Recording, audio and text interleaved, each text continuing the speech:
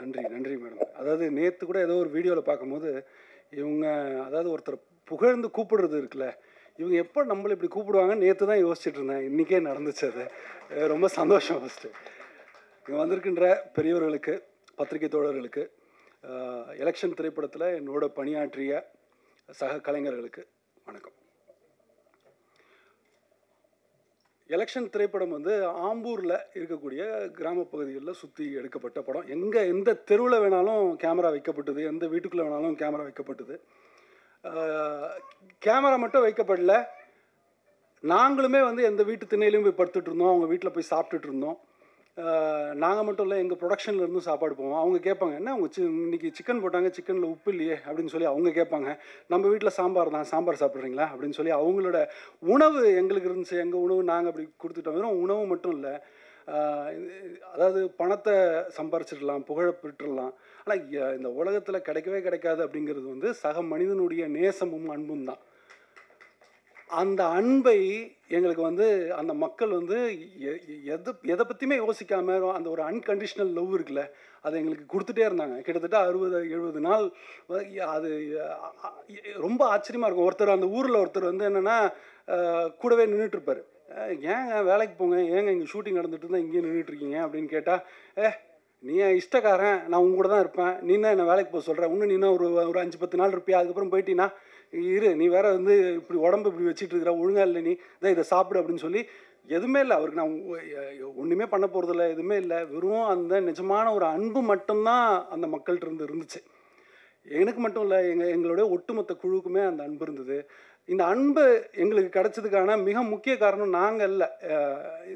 Election திரைப்படம் தொடங்குறதுக்கு முன்னாடி, ஒரு ப்ரொடக்ஷனாக ஸ்டார்ட் பண்ணுறதுக்கு முன்னாடி வந்து அதோட ப்ரீ ப்ரொடக்ஷன் வந்து கிட்டத்தட்ட ஒரு 2 வருஷம் நடந்தது. அந்த 2 வருஷத்தில் வந்து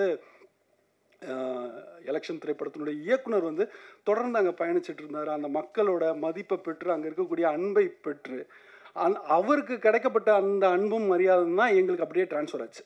ஸோ இது இருக்கிறதுலே உலகத்தில் ரொம்ப ஒரு அரிதான ஒரு விஷயம்.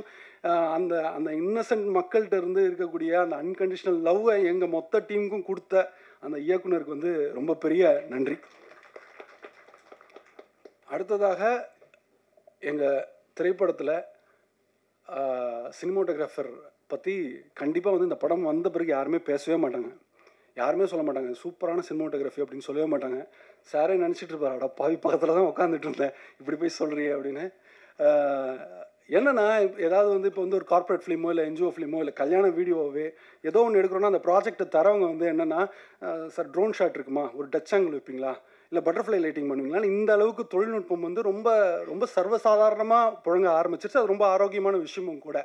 ஸோ இப்படி இருக்கும்போது அவங்களுக்கு வந்து என்னென்னா, ரொம்ப பளிச்சுன்னு ரொம்ப வந்து ஒரு சினிமாட்டோகிராஃபினா வந்து சூப்பராக இருக்குது, என்ன சினிமாட்டோகிராஃபிங்க அப்படின்னு சொல்லும் போதே அந்த சினிமாட்டோகிராஃபர் செத்து போயிட்டார். அந்த சினிமாட்டோகிராஃபி வந்து செத்து போச்சு. அதை பற்றிலாம் யாருமே எதுவுமே யோசிக்கவே கூடாது. ஒரு சினிமாட்டோகிராஃபி, ஒரு படத்தை பார்க்கும்போது அந்த கதை மாந்தர்களோட கதையோட அவங்களோட மட்டும்தான் இருக்கணுமே தவிர, எப்படி லைட்டிங் பண்ணிருக்காங்க, எப்படி இந்த கேமரா மூவ்மெண்ட் இருக்குதுங்கிறதுனாலே அது வந்து ஒரு நல்ல சினிமாட்டோகிராஃபியே இல்லை.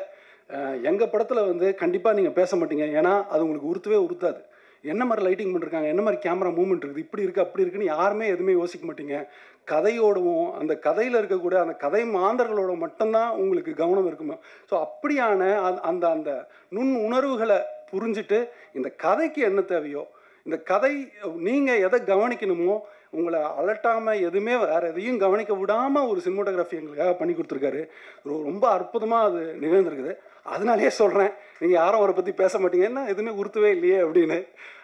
நீங்களாம் பேசுனீங்கன்னா அவரை பற்றி அது ரொம்ப சந்தோஷமாக இருக்கும். இந்த கதைக்கு என்ன தேவையோ அது மிக அற்புதமாக எங்களுக்காக பண்ணி கொடுத்துருக்காரு. எலெக்ஷன் திரைப்படம் மட்டும் இல்லை, தேசிய விருது உட்பட கிட்டத்தட்ட ஒரு 40-50 திரைப்படங்களுக்கு படத்தொகுப்பாளராக பணியாற்றியவர். லெனின் சாரினுடைய ஆஸ்தான சிஷ்யன், கிட்டத்தட்ட வந்து ஒரு 20 வருடம் நண்பர் எடிட்டர் பிரேம் அவர்கள். நான் இப்போ இங்கே நிற்கிறதுக்கு இந்த படம் மட்டும் இல்லை, எனக்கு பல படங்கள் எனக்கு வாய்ப்பு வந்து கிடைத்ததுக்கு மிக முக்கிய காரணம் வந்து பிரேம் தான். இயக்குனர்கிட்ட எனக்கு அறிமுகப்படுத்தி வச்சதும் அவர் தான். எப்பவுமே அவர்கிட்ட வந்து ஃபோனில் நாங்கள் 2 பேருமே பேசிக்கும் போது நான் அவர்கிட்ட கேட்குற கேள்வி, இவ்வளோ ஒரு எனக்கு தெரிஞ்சு ஒரு மிகச்சிறந்த எடிட்டர் நீங்கள், ஏன் உங்களுக்கான ஒரு பெரிய அங்கீகாரம் கிடைக்கல அப்படின்னு சொல்லிகிட்டே இருப்பேன். அதுக்கு பதில் அவர் என்கிட்ட சமீப காலமாக சொல்கிற ஒரு பதில் வந்து, இல்லைங்க எலெக்ஷன் வரட்டும், கண்டிப்பாக அது நடக்கும் அப்படின்னு தான். ரொம்ப உறுதியாக நானுமே நம்புகிறேன். கண்டிப்பாக எலெக்ஷனுக்கு பிறகு அவருக்கான ஒரு மிகச்சிறந்த அங்கீகாரம் கிடைக்கும் அப்படின்னு சொல்லிட்டு. எங்களுடைய படத்தில் ரெண்டு டிபார்ட்மெண்ட் பற்றி சொல்லணும் அப்படின்னா, ஃபஸ்ட்டு டிபார்ட்மெண்ட் வந்து டைரக்ஷன் டிபார்ட்மெண்ட் தான். டைரக்ஷன் டிபார்ட்மெண்ட் வந்து எப்பவுமே வந்து பெரும்பாலும் ஷூட்டிங்கில் வந்து அதில் ஒர்க் பண்ணக்கூடிய டைரக்ஷன் டிபார்ட்மெண்ட் வந்து ஆர்டிஸ்ட்கிட்ட ரொம்ப நல்லா பேசிப்பாங்க. ஏன்னா அவங்க ஏதாவது படம் பண்ணும்போது அந்த ஆர்டிஸ்ட் இருக்கணும் அப்படின்னு சொல்லி ரொம்ப நல்லா பேசுவாங்க, நல்லா பழகுவாங்க, இப்படிலாம் இருக்கும். அவங்களுக்கு வந்து நல்லா டேரக்டரை பற்றி குறை சொல்லுவாங்க, ப்ரொடக்ஷனை பற்றி குறை சொல்லுவாங்க, இதெல்லாம் நடக்கும். இந்த படத்தில் அந்த மாதிரிலாம் ஒன்றுமே நடக்கவே இல்லை. எல்லா அசிஸ்டன்ட் டைரக்டர்ஸும், எல்லா கோ டைரக்டர்ஸும், அசோசியேட்ஸும், டைரக்டர் வந்து டைரக்டரை விட எனக்கு தெரிஞ்சு அவங்களோட உழைப்பு வந்து அசாதாரணமாக இருந்துச்சு. நாகராஜ் சார், சதீஷ் சார் டப்பிங்கில் டைரக்டரே ஓகே பண்ணிவிடுவார். ஓகே சார் அப்படின்றார். சதீஷ் சார் வந்து இல்லை எங்கள் ஊரில் இப்படிலாம் பேச மாட்டாங்க, திருப்பி பேசுங்க அப்படின்னு சொல்லி திரும்ப அதை கேட்பார். சித்தார்த் சார் கோயம்புத்தூர்லேருந்து வருவார், ஏதாவது ஒன்றுனா கோயம்புத்தூர், அங்கேருந்து வந்து அந்த வேலையை பார்த்து கொடுப்பாரு. யாக்னா, அதுக்கப்புறம் வந்து சங்கர் பாபு, இப்படி ஒரு ரொம்ப நல்ல மிகச்சிறந்த ஒரு டீமை வந்து அவர் வச்சு இந்த படத்தை வந்து உருவாக்கியிருக்காரு. ஸோ டைரக்ஷன் டீமை தாண்டி நானுமே கூட இது வரைக்கும் அவங்கள கவனிச்சதில்லை. இந்த டிபார்ட்மெண்ட்டை அவங்கள பற்றி எந்த படத்துலையுமே அவங்க இப்படி ஒரு வேலை பண்ணுவாங்களான்னு நான் வந்து அதை யோசித்ததே இல்லை. இந்த வாட்டி நான் அது பார்த்ததுக்கான காரணம் என்னுடைய அறைக்கு பக்கத்தர ப்ரொடக்ஷன் டீம் மேனேஜர்ஸ் வந்து என்னுடைய ரூம் பக்கத்துலேயே அவங்க ரூமுங்கிறதுனால, அடடா இவ்வளோ வருஷம் வந்து நம்மளுக்கு தெரியல, இவங்க என்ன வேலை பார்க்குறாங்கன்னே நம்மளுக்கு தெரியல.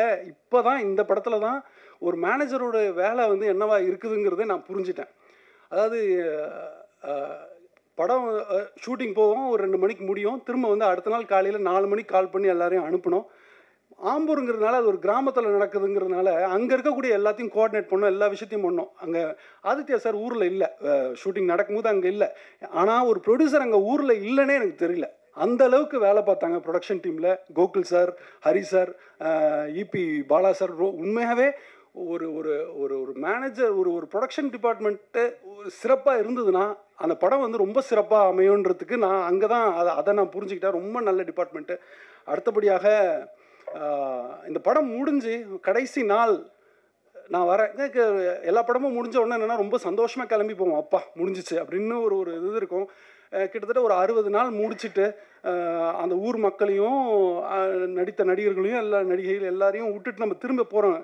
உண்மையாக ரொம்ப வருத்தப்பட்டேன், ரொம்ப மனசு கஷ்டமாக இருந்தது. போயிட்டே இருக்கும்போது ஒருத்தர் மட்டும் எனக்கு திரும்ப திரும்ப யோசிச்சுட்டே இருக்கேன். எனக்கு அவங்கள பிரிஞ்சு இப்போ போகிறோம் அப்படிங்கிற ஒரு நினைவு கூட எனக்கு இல்லை. ஏன்னா கண்டிப்பாக இவங்களோட நம்ம திரும்ப வேலை பார்ப்போம். இவங்க இந்த ஒரு படம் மட்டும் இல்லை, கண்டிப்பாக இவங்க வந்து நிறைய படங்கள் இவங்க வந்து தொடர்ந்து வேலை செய்ய போகிறாங்க, கொடி கட்டி பறக்க போகிறாங்க, ரொம்ப பெரிய ஆள் ஆக போகிறாங்க அப்படின்னு தோணிட்டு இருந்தது. கிட்டத்தட்ட வந்து ஒரு 50-55 நாள் அவங்களோட வந்து ஒரு காம்பினேஷன் இருந்துச்சு. வேறு யாரும் இல்லை, எங்கள் படத்தில் ஹீரோயினாக இருந்த பிரீத்தி தான். பிரீத்தி ரொம்ப அழகாக மட்டும் இல்லை, ரொம்ப ரொம்ப ரொம்ப ரொம்ப ஒரு திறமையான ஒரு நடிகை.